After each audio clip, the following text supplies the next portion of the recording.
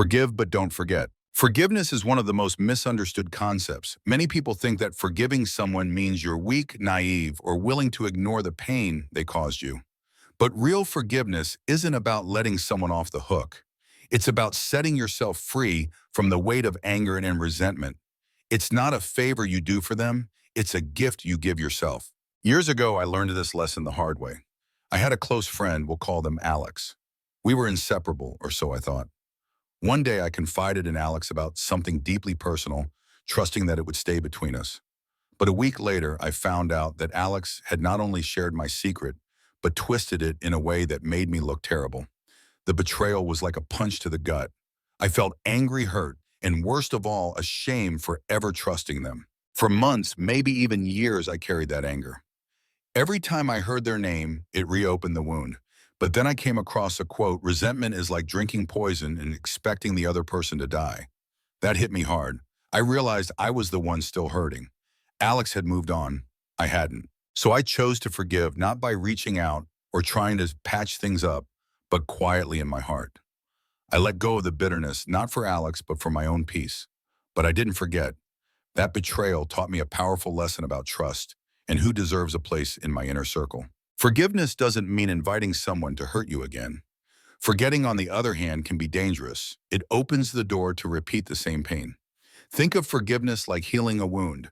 You stop picking at it, but the scar remains. That scar is your reminder not of pain, but of wisdom gained. The Stoics taught that we should control our emotions, not be controlled by them.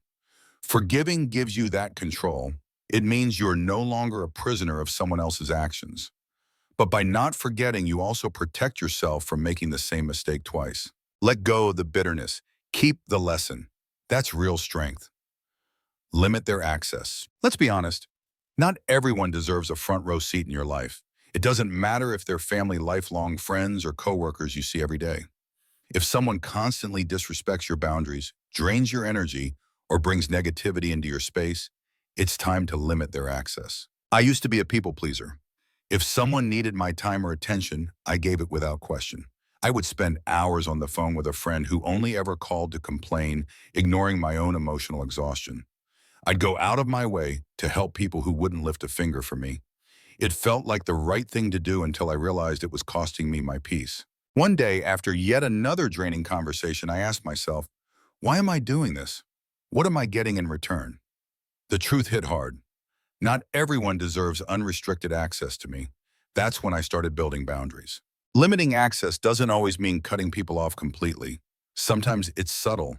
You stop oversharing with the person who constantly criticizes your decisions. You give one-word answers to the friend who only calls to vent. You quietly reduce time with the coworker who thrives on gossip and drama. Over time, they get the message. For example, if someone tries to dump their emotional baggage on you, respond with something like, "That sounds tough. What do you plan to do about it?" When you stop feeding into their negativity, they either pull back or change their behavior. Think of your life like a VIP club. You are the bouncer. The people who lift you up, support your growth, and respect your time, they belong in the VIP lounge. The drama queens and energy vampires, they can watch from the parking lot. Protecting your peace isn't selfish. It's necessary. You only have so much emotional energy. Stop wasting it on people who don't value it. The right people will respect your boundaries.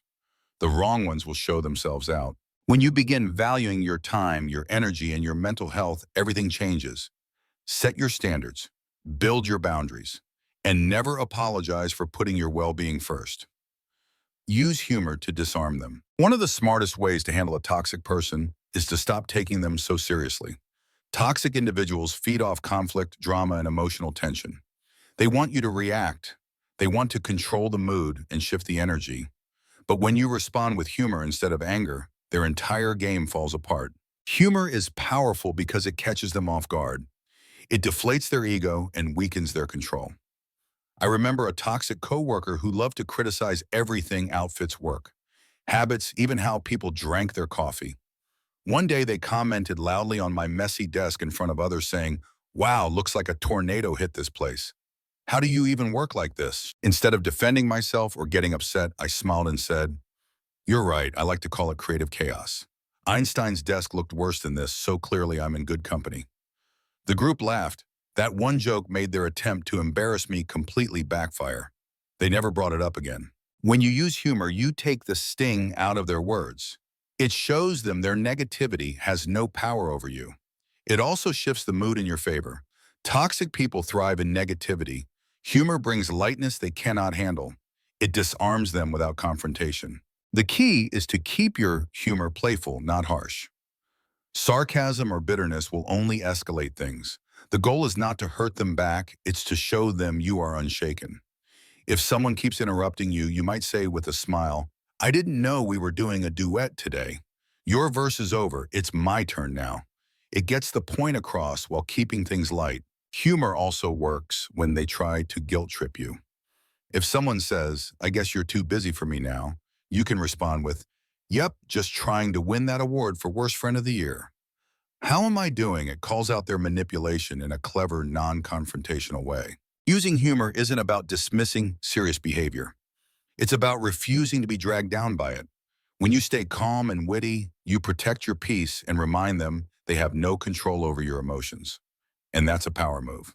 Know when to walk away. Walking away from a toxic person is one of the hardest decisions you'll ever make, but also one of the most liberating.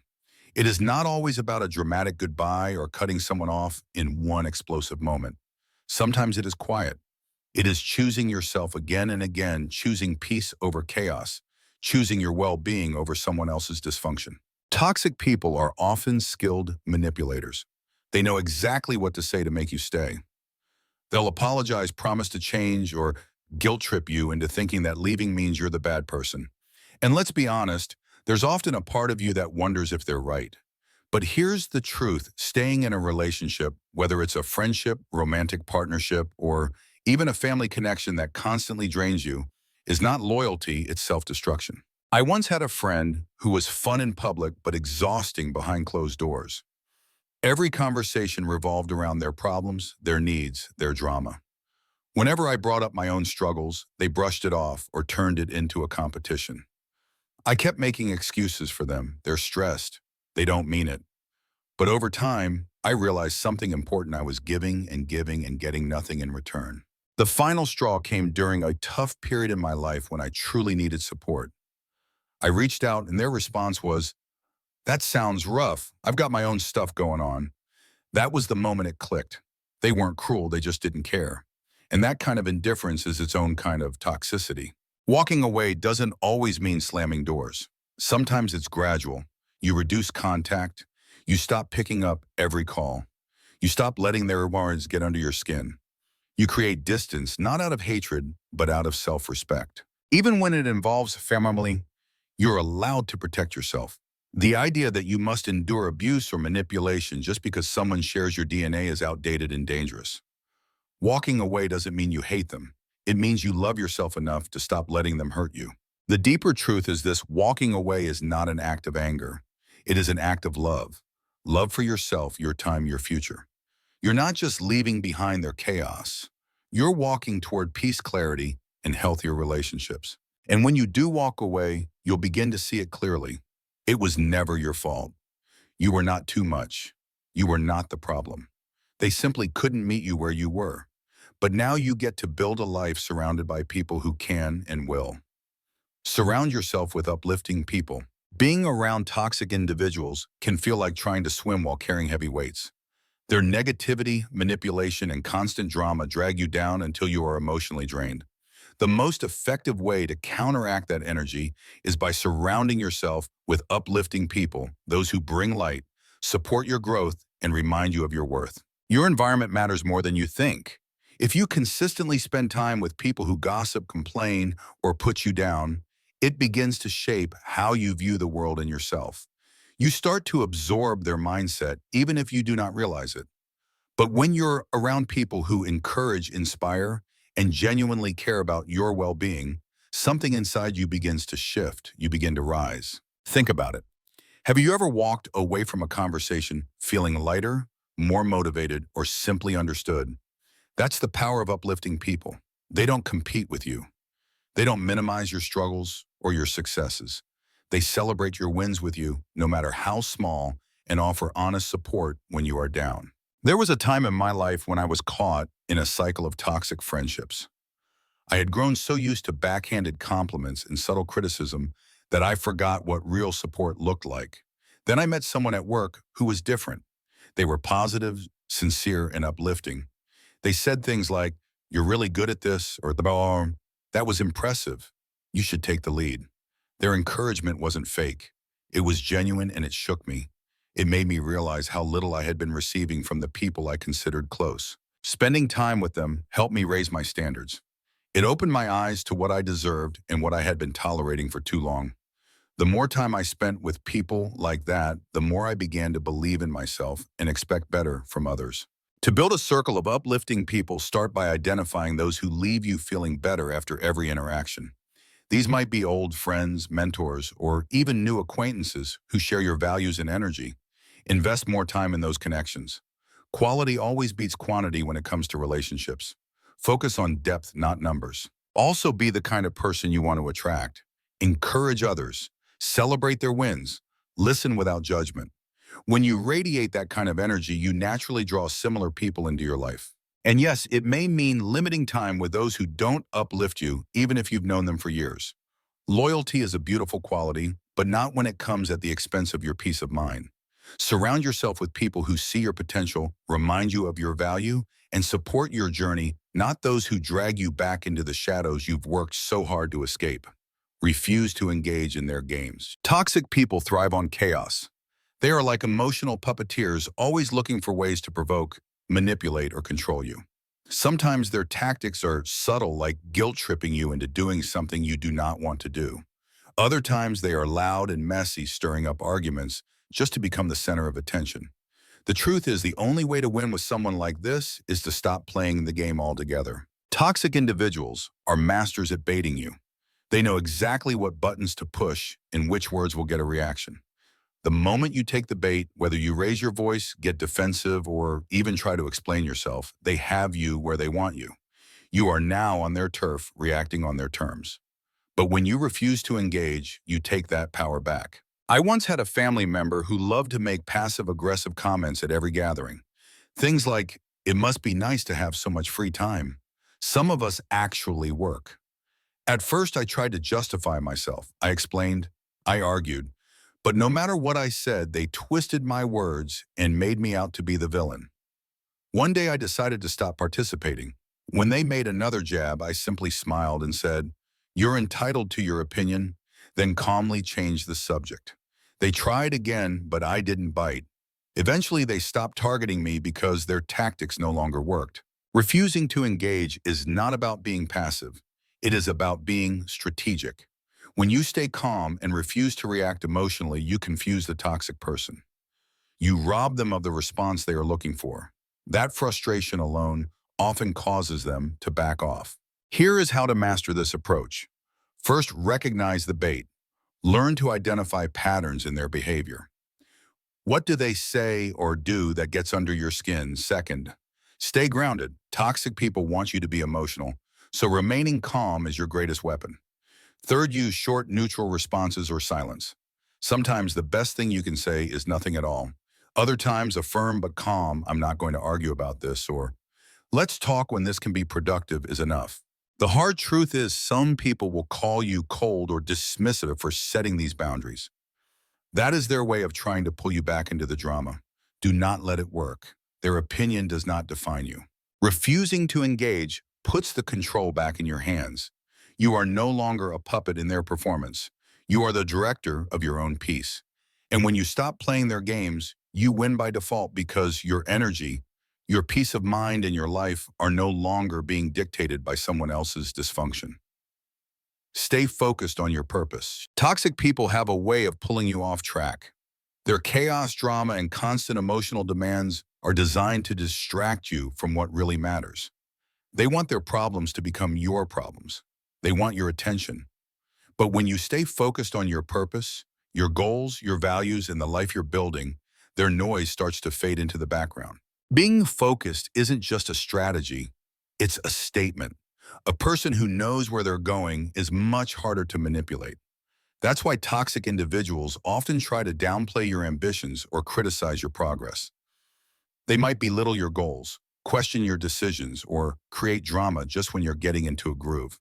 Why? Because a person with purpose cannot be controlled. When you are focused, you no longer make room for their distractions. I once had a colleague who was constantly stirring up trouble, gossiping, complaining, pulling others into unnecessary conflict. At first, I got caught up in it. I wasted time defending myself or getting pulled into emotional conversations that went nowhere. But eventually I realized every moment I spent on their nonsense was a moment I wasn't using to move forward. That realization changed everything. I began to create distance. I stopped engaging in pointless conversations. I politely declined when they tried to pull me in. I started saying things like, "I'm really focused right now. Let's catch up later." That alone shifted the dynamic. The more I stayed focused on my work and my goals, the less control they had over me. And the best part, others started doing the same. When you focus on your purpose, it inspires others to do the same, and toxic people are left with fewer people to manipulate. Here's how to maintain that focus, even in a toxic environment. First, get clear on your goals. Write them down. Revisit them often.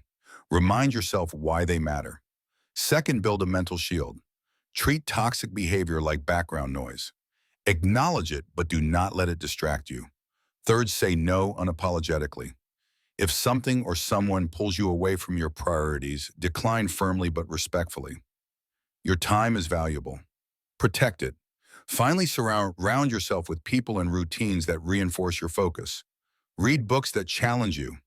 Keep habits that ground you. Spend time with those who support your growth. Some people might accuse you of being distant or selfish. Let them. Focusing on your purpose is not selfish, it's essential. You cannot pour into your dreams if someone else is constantly draining your energy. The deeper truth is this: when you're anchored in your purpose, toxic people lose their grip. They may still exist, but they no longer affect you. And when you stay focused, you build a life so meaningful, their negativity becomes irrelevant. That's not just surviving, that's thriving. Avoid gossiping about them. Gossiping about toxic people might feel satisfying in the moment. It can seem like a harmless way to vent, to bond with others over shared frustration, or even to get some emotional relief. But the truth is, gossip keeps you trapped in their world. It keeps their negativity alive inside you.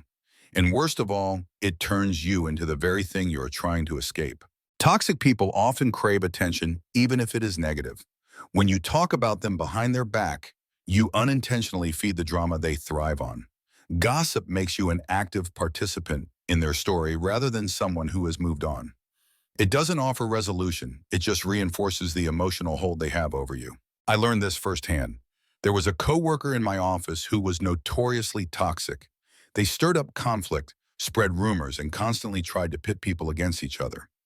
A few of us would talk about them during lunch, trading stories about their latest outburst or manipulation. At first, it felt like we were building solidarity, but after a while, I realized that every conversation left me feeling bitter and mentally exhausted. Worst, word got back to the coworker, and they used the gossip to play the victim and shift blame. That experience taught me a valuable lesson. Talking about toxic people gives them more power, not less. From that point forward, I made a choice to stop. I maintained my professionalism, addressed issues directly when necessary, and kept my focus on what I could control: my own behavior and peace of mind. If you need to vent, do it with someone you completely trust, someone who will help you process your feelings without stoking the fire. Better yet, shift the conversation from the toxic person to the impact they're having on you. That way you stay focused on your healing, not their behavior. Here are some practical ways to avoid gossip while protecting your energy. Redirect the conversation when others start gossiping. Say something like, "Let's not give them any more of our attention." Stick to facts if you must speak about them. Avoid insults or exaggerations. Focus on solutions rather than complaints. Ask yourself, what can I do to protect my peace here? Finally, practice empathy, not to excuse their behavior, but to understand that people often act out from their own pain. That understanding can help you rise above. Avoiding gossip is not about being passive or turning a blind eye. It is about being wise. It is a decision to take the high road to protect your integrity and to refuse to let someone else's dysfunction dictate your emotions. In the end, walking away from gossip is one of the most powerful steps you can take toward reclaiming your energy. You are no longer reacting, you are choosing. And that choice will always lead you toward peace. If you're dealing with toxic people in your life, right now the most powerful thing you can do is take back control of your energy and focus. Stop trying to fix them or make sense of their behavior. That's not your responsibility. Your responsibility is to protect your peace. Start by forgiving, but don't forget. Let go of the anger so it no longer weighs you down, but remember the lesson so you never fall into the same trap again. Then limit their access. You don't owe anyone unlimited time, attention, or emotional availability, especially if they constantly drain or disrespect you. Not everyone deserves a front row seat in your life. Use humor to disarm their negativity without engaging in their drama.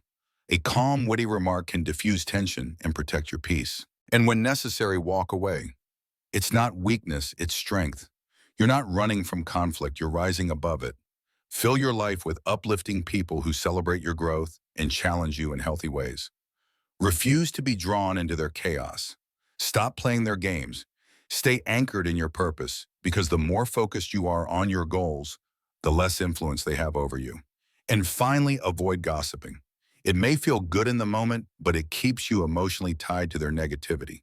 Instead, choose maturity, distance, and self-respect. Protect your peace like it's your most valuable asset, because it is. The moment you start choosing yourself over their drama is the moment everything begins to change. You'll gain clarity, confidence, and emotional freedom. And best of all, you'll begin attracting people who respect your boundaries and match your energy. So if someone's toxicity is stealing your joy, it's time to draw the line. Not out of hate, but out of love for yourself.